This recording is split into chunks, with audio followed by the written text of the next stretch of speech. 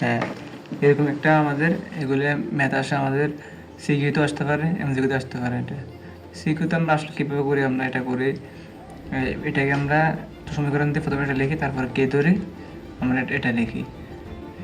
এখন আমাদের এটা আমরা শর্টকাট করবো। এটা কীভাবে বুঝছি কি, এমন একটা সরল রেখার সমীকরণ নির্ণয় করো যা এক্স প্লাস 2y মাইনাস 5 0 এবং 2x প্লাস 3y রেখাতে 5 7 বিন্দুগামী। আমরা কীভাবে করবো সরল শর্টকাট এটা, তো আমরা এটা লিখে ফেলবো। এটা এক্স প্লাস 2y মাইনাস 5, তারপর এটা লিখবো নিচে 2x প্লাস 3y মাইনাস 8।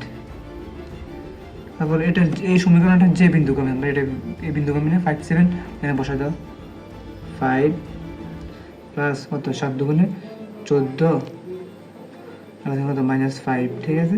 আর এটা কত এখানে কত 7, এক্সট্রা কত 10 না 5, তাহলে 5 দুগুণে 10 10 প্লাস এখানে কত 3, ওয়াই কত 7, 3 সাথে 21 মাইনাস 8। তাহলে এটা করলে কত আসে, এটা এক্স প্লাস 2y মাইনাস 5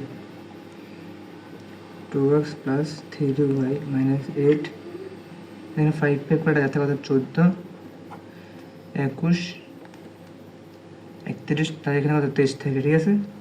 আর আমরা এবার এটা দুইটা আর গুণন করবো, হ্যাঁ বজ্র গুণন করবো। বজ্র গুণন করো 23x প্লাস 23-এর সাথে 2 এটা গুণ করলে কত 46y, 23-এর সাথে 5 গুণ করলে কত আসে 46,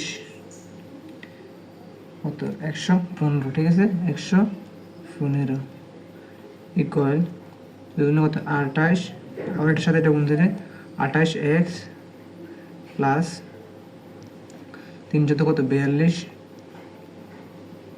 y মাইনাস 14 8 গুণ করলে কত আসে 14 গুণে 28 56 112 মাইনাস 112, ঠিক আছে।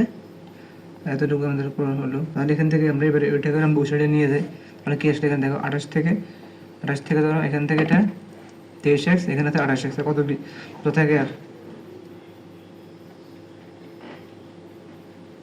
কত থাকে, তাহলে 5x থাকে না এখানে 5x, ঠিক আছে। এখানে 46y, এখানে আছে 42y, তাহলে এটা ওই সাইডে গেলে কত থাকে মাইনাসের 4y, ঠিক আছে। আর এখানে 115, এখানে আছে প্লাস কত 100, এখানে আছে মাইনাস, এটা দিয়ে দিলে এটা মাইনাস দিয়ে দিলে কি প্লাস হয়ে যাবে, কত প্লাস থাকে, তাহলে ওটার বড় থাকে না, তাহলে কত প্লাস 3।